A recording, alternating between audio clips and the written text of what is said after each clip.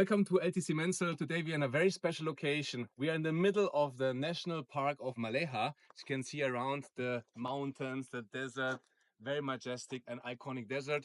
So today we are visiting Zerzura. It's a unique concept where you can experience buggy driving in a completely sustainable environment. And we're gonna now get all the facts from Akash, the founder and owner of Zerzura Experiences. Come with me and let's check it out.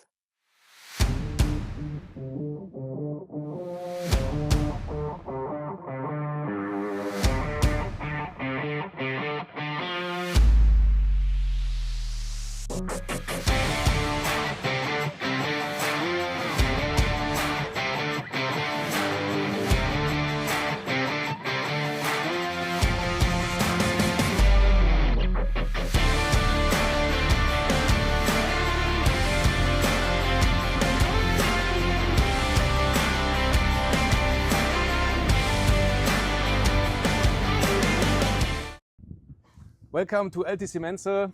I'm Stefan. Today I'm very special location and I'm here with the CEO of Zerzura Experiences, Mr. Akash. And we're gonna try to understand today a little bit more about this unique location because we drove from Dubai here to Mleiha. We're inside the National Park of Mleiha. And for us it's very interesting to understand how did it come to Zerzura? What's the story behind Zerzura? Sure. Thank you for having me, Stefan, and good to see you again. Known you for a very long time. So, yeah, finally excited to tell you a bit more about Zerzura and how the concept has come into play. So I've been, as you know, I've been here in the region for about 9 years. Moved here after finishing my university degree in engineering. Everything started with really solving the simple issue that a lot of companies are facing, which is, you know, like the buggies that have been operated here are not very operational friendly. They're not very safe. And to me, since I've been sort of, been involved in off-roading since a very young age due to my parents and friends and everything, it was a very simple engineering problem really. Basically started designing the buggy. And this is when I approached you back in the day when you were in your DMC times, seeing how I can develop the business and started with a few buggies and then really built up the experience around that. And a few years ago, I started speaking to Sharjah government because, one of the other things that I identify with buggy operators in the region is that everybody operates in one camp with multiple operators. Nobody really offers anything unique. It's not really a personalized experience. It's not really a high-end experience that should be gone and sold in all the luxury hotels. And this was quite important to me because, I also love doing adventure experiences myself. So I was like, okay, what is the next step? The first step was solving the safety issue, which we have completely solved. We've had 0 accidents in 9 years of operation of these buggies exactly. And they've been rebuilt multiple times to refurbish them and bring them up to speed with the technology and with the actual engineering side, with the performance side as well. But then, once also I realized that having my own camp is the only other way to elevate the experience to the next level. That's when I started speaking to the Sharjah government. And it's been a 4-year-long journey. In the meantime, the Sharjah Tourism Board and Shuruk, which is Sharjah Investment Authority, has made Mleiha into a national park. So we are the exclusive operators within this national park at any sort of desert experiences. Other than Shuruk itself that operates Mleiha Archaeological Centre. They do all the cultural tours, all the archaeological tours, where we handle all the adventure experiences.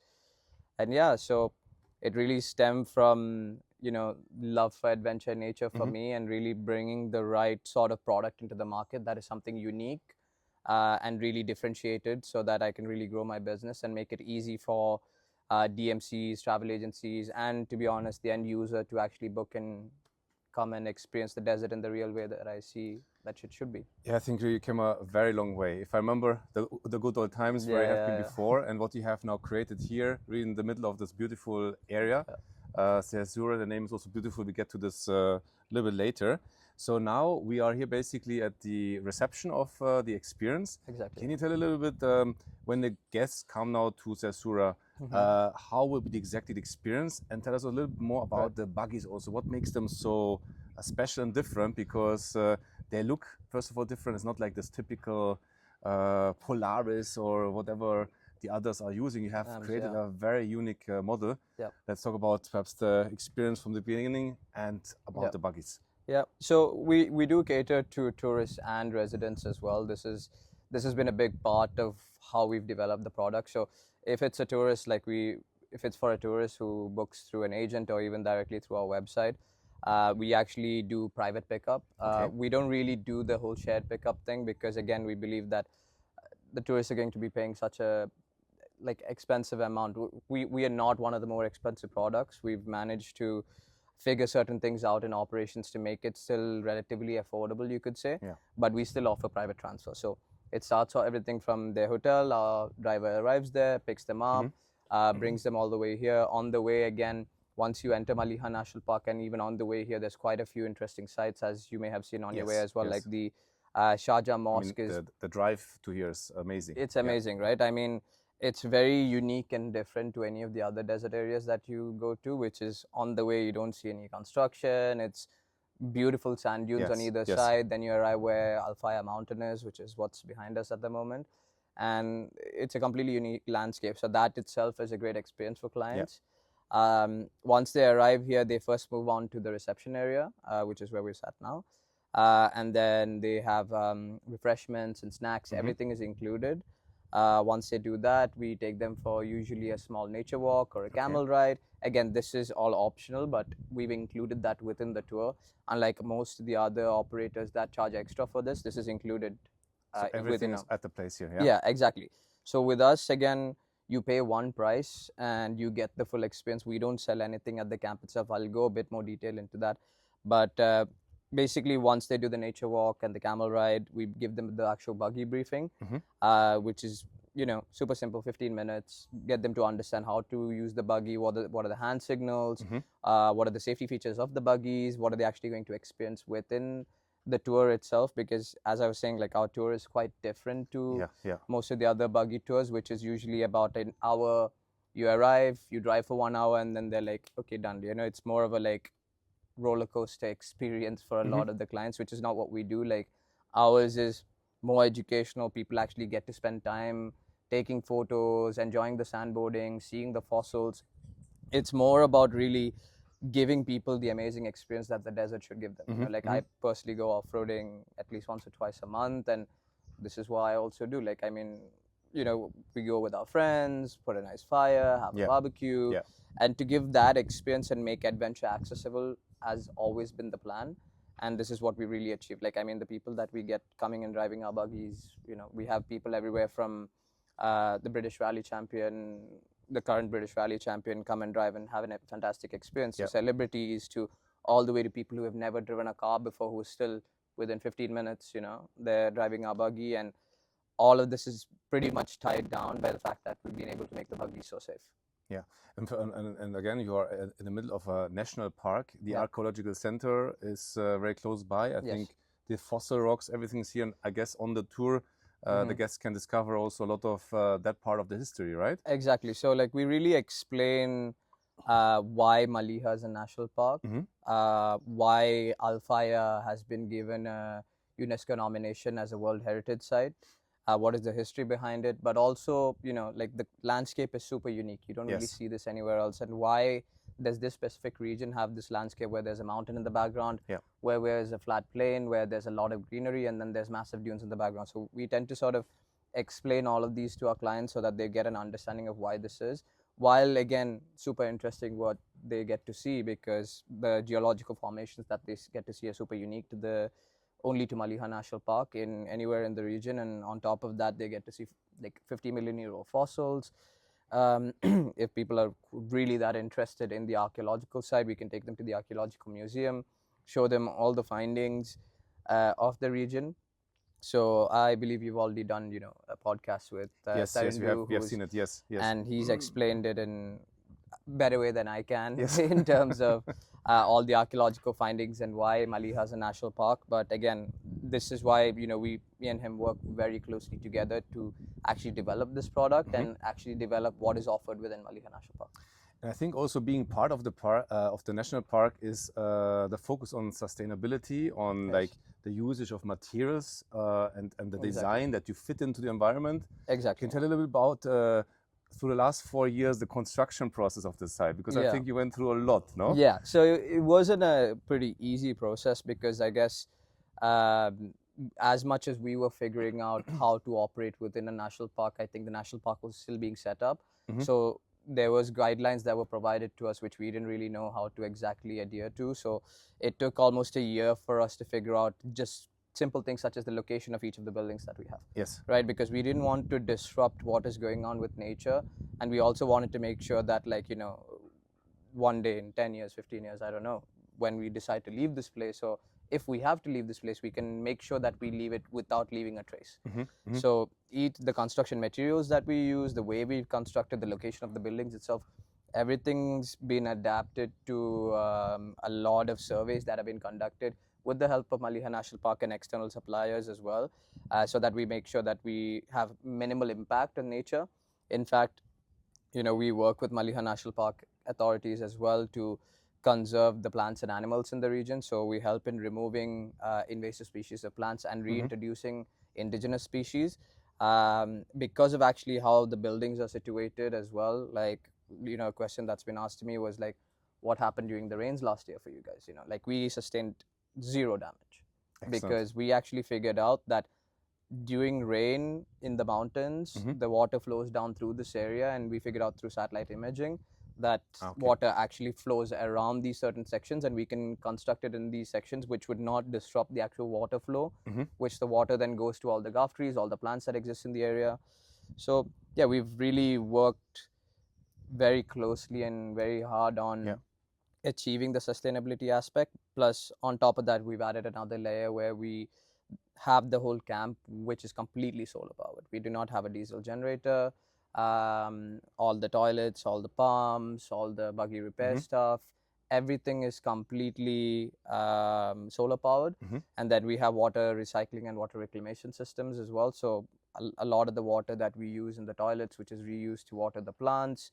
So we like to consider ourselves, you know, like, really on the peak of what is achievable sustainably, because again the question gets asked to us like, okay, you guys are operating buggies, but how are you sustainable? We've taken care of every single other aspect, right? Like, we've looked at even simple things as where the food that we serve is procured from. So we don't serve any food that is imported, that is procured from anywhere else, again trying to offset the amount of carbon that we produce.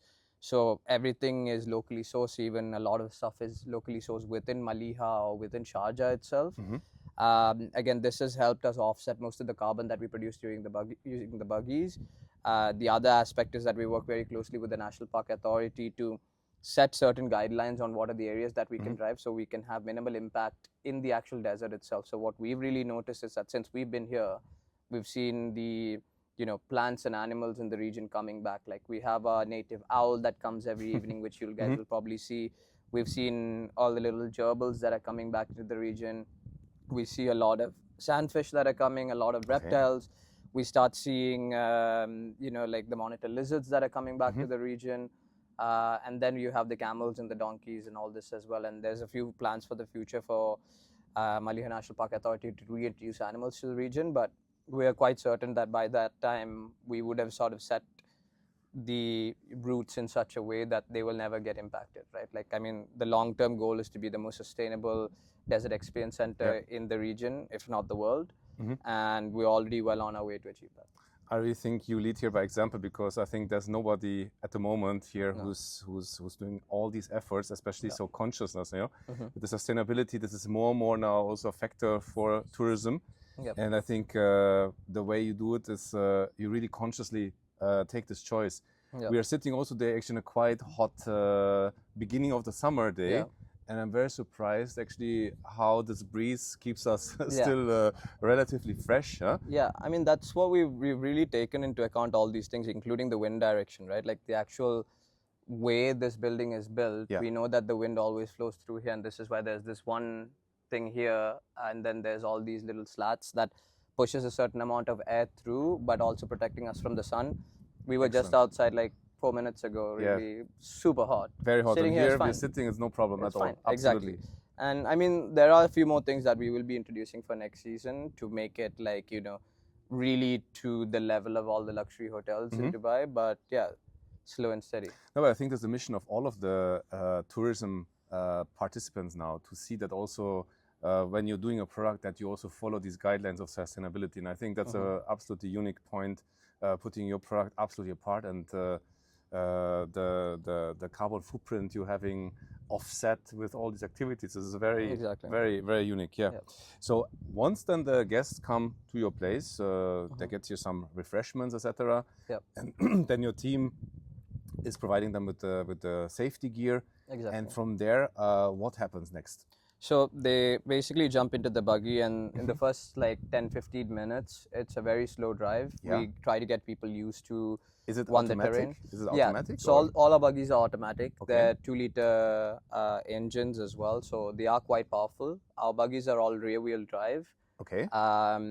There is all a reason behind this, because we wanted to reduce weight, to keep them like, you know, like still easy to control and easy to be able to drive, but also it's about which is power to weight ratio, which we try to like keep as good as possible so that they would have really good performance. But it's also about the weight distribution of where the engine sits, where the people are sitting, so that, look, we understand that we are only really driving in this sort of terrain, right, which is like the desert, which is the dunes. So when people are going a bit like, you know, at certain angles, we try and keep the buggies as safe as possible. So the first 15 minutes is pretty much just getting used to the buggy. We drive them to Fossil Rock. They start driving through a few bigger dunes, but again, we do a few loops in certain regions so that people get used to controlling the buggy. We assess how each customer is driving so that we can make sure that in the convoy that their position is correct according to what their driver's skill level is. And then they reach Fossil Rock. So once they reach Fossil Rock, which is where we explain about the geology of the area, a little bit about the history, and where we do the full fossil unveil, which is, again, I think we can showcase that in the video a bit later. Absolutely, yeah. And then once they do that is where the major drive happens, which is the drive from Fossil Rock to Camel Rock. Overall, they cover anywhere between 8 to 10 kilometers in the desert. It could be more or less depending on the day, on how the sand is shifted, on how the driving capability is. But yeah, they basically then drive from Fossil Rock to Camel Rock, which is where they get the main part of their drive, which is when we start going much faster. Again, because of the safety aspect of our buggies, depending on the driver skill level, we actually exceed far higher speeds than any of the other buggy tour operators. Most of the buggy tour operators, let's say operating Polaris or Can-Am buggies, are going to be driving you anywhere from 40 to 60 kilometers an hour. We, depending on the driver skill level, can even exceed that, you know. But we're really able to tailor it to the level of the customer's skill level. Can you tell me a little bit more about the buggies? Buggies, because everybody's using, as I said, the Polaris or the other types. What made you actually come up with this particular type? Because I remember a long time ago you started with these buggies, and they look definitely different and very cool. So tell me a little more about the buggies and how you came to this concept. Yeah, I mean, there was two things that I was really taken aback by when I was a kid. I used to come to Dubai quite a bit. As I said, I used to off-road quite a bit as a kid as well. Like, you know, I used to have my own quad bike and drove multiple different Polarises and buggies and all this. And to be honest, I've had quite a few mishaps where I've rolled a buggy and then it ended up costing, at the time, my dad quite a lot of money, which he obviously wasn't very happy about. And this is something that really stuck by me, you know. But I was also thinking, look, I'm someone with so much experience and I'm still able to roll a buggy in such simple conditions. Which is a safety issue, actually. Which is a big safety issue. And this is something that if you're someone who comes to Dubai all the time, maybe it's not so much of an issue, but it's someone who's looking forward to doing your bucket list item as going and driving a buggy, you could have a bad experience from that, you know. Which is not really, it could just ruin the whole experience. 100%. You would roll the buggy, you could get injured, you would have to pay a big amount of money out of your pocket. And for me, this was such a simple thing to actually sort out because it was just a simple engineering problem, right? Like, I mean, at the time in university, I did motorsport engineering and was specializing in suspension design, and I was just like, you know, these are very simple things to solve. So started by looking at what is wrong with the Polaris and Can-Am buggies, and again, it's a simple thing, right? They're ATVs. They're not built for driving in the sand only, whereas these buggies are. These are called in this region as dune buggies, but in America, where they actually originate, the whole ideology comes from, They're called sand rails, and they're specifically built to go very fast in the sand and do crazy angles in the sand, you know.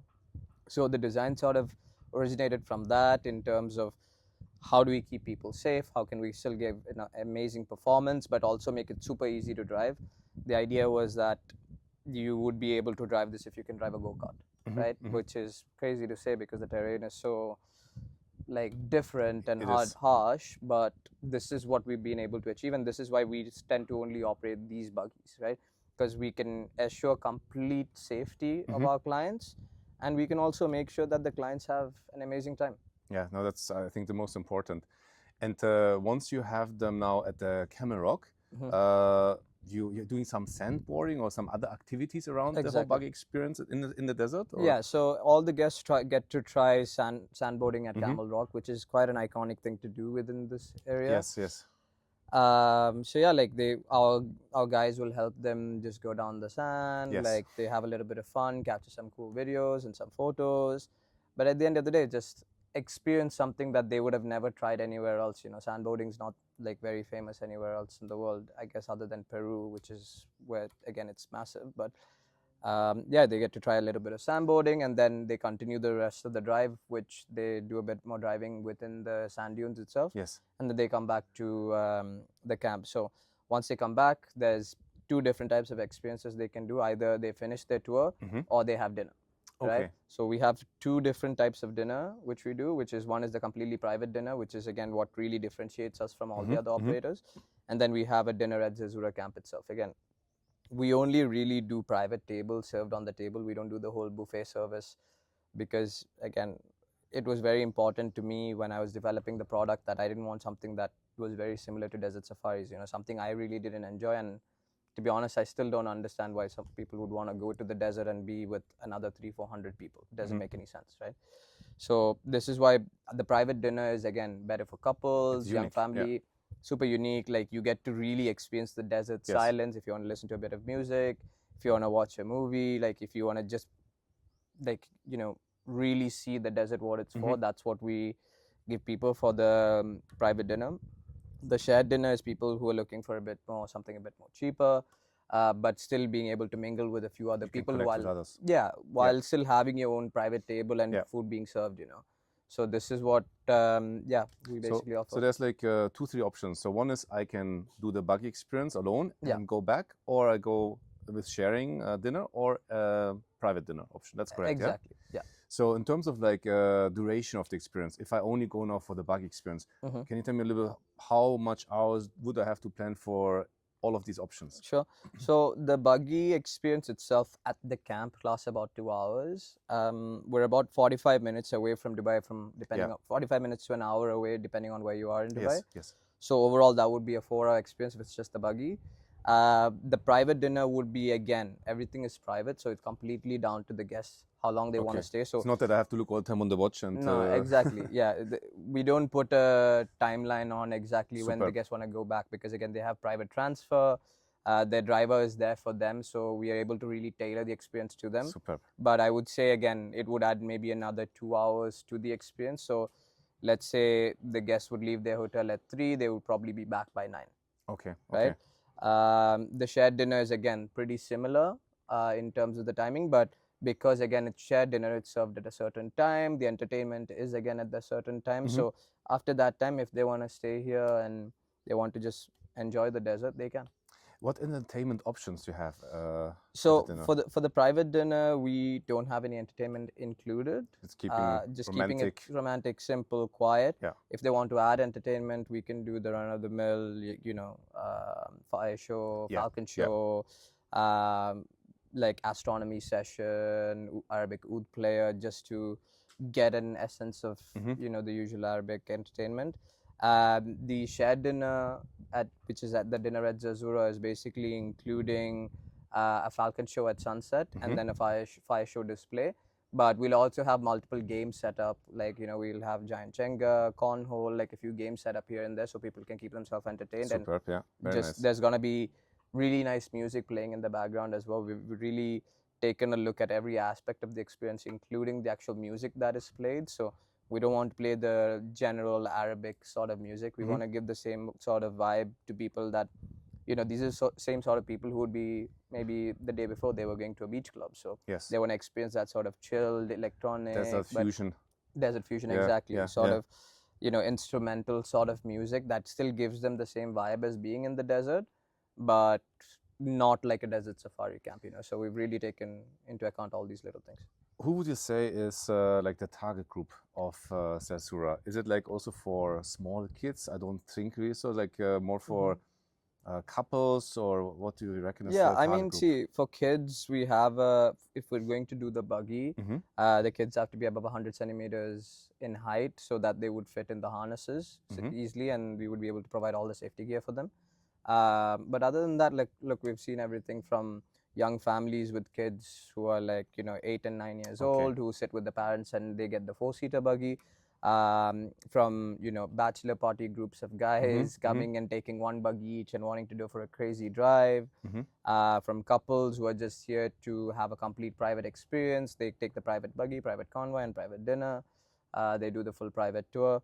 And bigger, larger groups of families as well, which have had all these three different elements in the same group. So I think also is the perfect site also for perhaps team building or corporates. yeah, I mean, we do have quite a few corporates come through as well. We've already, I think, in the last 6 months itself, hosted about 20 corporate groups. Wow. Yeah, I imagine. I mean, it's perfect. Yeah, so they'll come and do the buggy. We'll also organize some team building games for them. Yeah. But yeah, it fits anyone who's really interested in adventure and outdoors. This is what we're really looking at doing, right? Like anyone from the age of 12 years old to about, like, I would say 50. But again, we've had much older couples come because they just want to see more of the history, more of the geology. And we're really able to cater to all these different types of people because we don't just do one big convoy of buggies. We actually split the convoys into 2 every session, so that there's one session that people are there to drive very fast, actually have a big adrenaline experience. But there's always families that come that don't want to drive that fast and are here to do a bit more of the camel ride, a bit more of the sandboarding, a bit more of seeing the fossils, understanding about that. So we're able to cater to all the different In aspects. case someone would like to discover the fossil rock area, etc., and this is perhaps not that comfortable with the buggies, it's an option that I can also replace it with a 4x4 experience that you take me up there and I can enjoy without. Yeah, definitely, because again, we provide the experience of the private dinner as a standalone as well. And again, for when the next season kicks off, we're going to be starting the dinner at Zerzura as a standalone as well, where they can add again a private car to the experience. So the private car would then still take them to Fossil Rock, take them to Camel Rock, so they would have that experience where they're driven. But if they don't want to drive the buggy themselves, like, we can also provide a driver for the buggy free of cost, and they can still have the experience in the buggy itself. Perfect. This is why we have the 4-seaters as well, where we can handle one driver and up to 3 other people in the buggy, and they can still have the same experience without having to drive themselves. What kind of group sizes would you be able to cater here? So for FIT, we usually do about 30 people per session, because again, we want to keep it like as exclusive as possible. But again, 30 people is a nice group though, huh? Yeah, it's still a good amount of people. We can handle 30 people for dinner and for the buggies. And we do 5 sessions throughout the day. So throughout the day, we can handle up to 150 people FIT. Wow. But again, for the corporate groups, we've handled up to 120 people at the same time. But excellent. We block out the full afternoon for them. We use all the buggies in different convoys. We have different activities going on for them. If you have bigger groups as well, easy for us to handle 150. Excellent. Now, if we look at this beautiful logo of yours, can you tell me a little bit about how you got to this logo and the name Zerzura? How does this work together? What does it mean? Yeah, so the logo actually came from the name. The name is something, look, I've been researching and trying to find out for like 2 years. It came really from doing a lot of research about Arabic mythology, Arabic words, because we wanted to tie down the whole aspect of history, mythology, sustainability, and the fact that we're bringing something unique to the market. And the name Zerzura actually stands for Oasis of Little Birds in Arabic. But it's also the name of an ancient mythological city in Arabic culture that got lost to a massive sandstorm. So the long-term goal for Zerzura is not to be a buggy operator or a tour operator, but to become an adventure resort where people come to the desert, really experience the desert for what it really stands for, and have an amazing experience with overnight experience, driving the buggy, seeing a lot of plants and animals in nature, experiencing fossils, seeing the history of the region, Excellent, seeing yes. artifacts. So Yes. the name really ties down with all of these little things, and yeah. Do you consider also to receive perhaps school groups here? Not at the moment. Not at the moment, perhaps Yeah. in the future, because Perhaps there's in so the much to future. learn around here. Yeah, I mean, see, this is where Mleiha Archaeological Centre, they're Okay. basically handling all of the school groups, all the educational groups, and we just usually refer schools that come to us to them. And they will monitor then the distribution within the park, yeah? Yeah, they will basically then see how they will handle the school groups, because we're not really in the education side of things Yes. here. Like we're still a adventure experience center, yes. and then eventually will be an adventure experience resort. And that's what our real goal is, right? Like, I mean, eventually we would like to expand to different regions. Like, I mean, even within the UAE, we've already identified a few places. We're looking at Oman. We're also looking at Saudi as well. As we know, like Alula is, you know, a great place to be So in there's terms of history. expansion plans also in the future, yeah? Yeah, so everything is sort of tied down with the actual brand identity of what we're building here, and yeah, eventually we will look at expanding. One of the last questions now. What about overnight? Have you ever considered that guests can come here and stay also overnight? Yeah, so we do that already, but not in the camp itself. Okay. We do that deep in the desert within the national park area. But again, because of operational constraint, it can end up being quite expensive, Yeah. because we have to always have one butler there, one chef there, Yeah. one team for setup, one driver for them. So it can end up being quite expensive, but we will be introducing something next season. You can just I check think out our... looking at the surroundings, I think it's a must. Yeah. Because many people, Yeah. I think, will be excited Yeah. to discover this place at night also, and perhaps stargazing and... Exactly. So to just tie down with everything that we're doing, like, I think we will definitely be offering an overnight experience starting from next season. I don't want to give away too much now, but Okay. it will be... I'll be back, huh? Yeah. You guys can come and stay and really experience it for yourself. Maybe it'll hopefully be starting from October when the weather gets better. And in terms of infrastructure here on the site, you have, I think, toilets, you have showers also? Yeah, we have toilets, showers, changing rooms. We have the arrival lounge, as you know. We have a full mechanical base for the buggies. We will be building a small support kitchen as well very soon. But right now, all the food is actually coming from Mleiha Archaeological Centre, supported by Mleiha Cafe, who is a very close partner. Again, they adhere to all the standards that we would like them to, and they're also part of the national park, so we work very closely with them.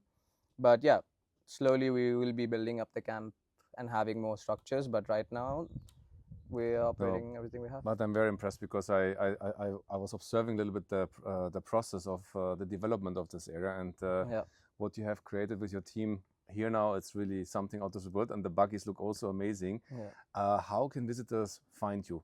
You have any website, social media, I guess? How can people find you and book your experience? So you can find us on our website, and we have a basically AI chatbot that will help and guide you through the booking process. Our website again has live availability, so that you can see all the products that are available, what timings. We will share all of this then also. Yeah. Sure. So, and then you can look at what we do exactly and understand a bit more about our experience from our social media. It's Zerzura Experiences on Instagram. And yeah, you can also find us in about 132 hotels at the moment in Dubai, which are all the 5-star hotels on the Palm, JBR, most of the hotels in Jumeirah, and also downtown as well. We work with most of the DMCs and travel agencies very closely, and with some of the hotels directly as well. So yeah, you can book them either through some of our partners or through our website as well, whichever is the easiest for the client to book. That's the way they can. I think enough talk now. Yeah. I'm very curious to see now how these buggies are working. Yeah. And I would say let's try them out, and after we're gonna have a last word about this whole thing. Let's do this. Perfect. Let's do this.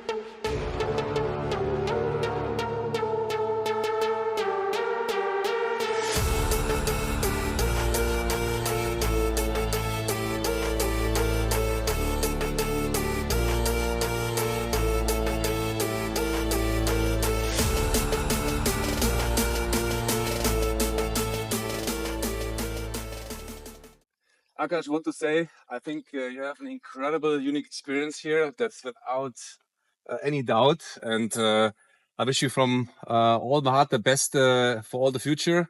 That is gonna grow to whatever you have envisioned. And we absolutely enjoyed it, and we're definitely gonna recommend to everybody to try out Zerzura. Thank you. All the best for the future. Huh? Thank you.